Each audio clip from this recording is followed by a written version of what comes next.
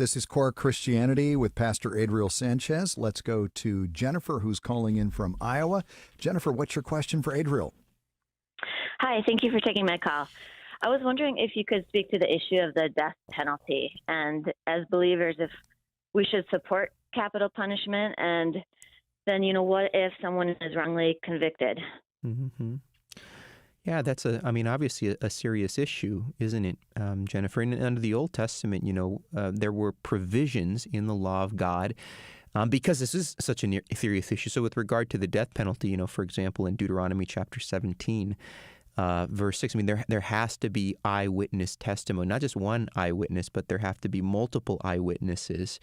And so, I think there's a principle here that we can glean from, right? Like this is the importance of watching out for things like false accusations, for making sure that the evidence is there. And now we have things like DNA evidence, but it's not as simple as, is it something that we should be for or against? I think there are probably instances where it's carried out in a way that's not good, that's not just, that doesn't take into consideration, some of these provisions that are made in Scripture, and where it's just, people are executed or put to death without real justice, without a real court proceedings, those kinds of things.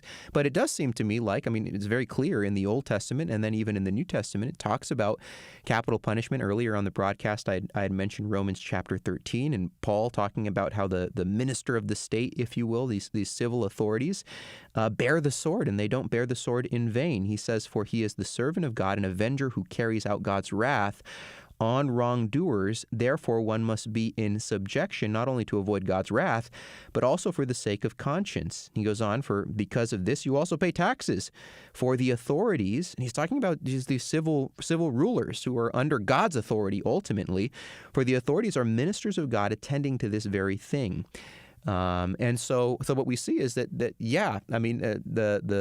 state or civil government has the power of the sword, but they can use that power in ways that are good and right, and they can use that power in ways that aren't good and right. And I think we've seen examples of that in society, and so it's something that we have to be careful with.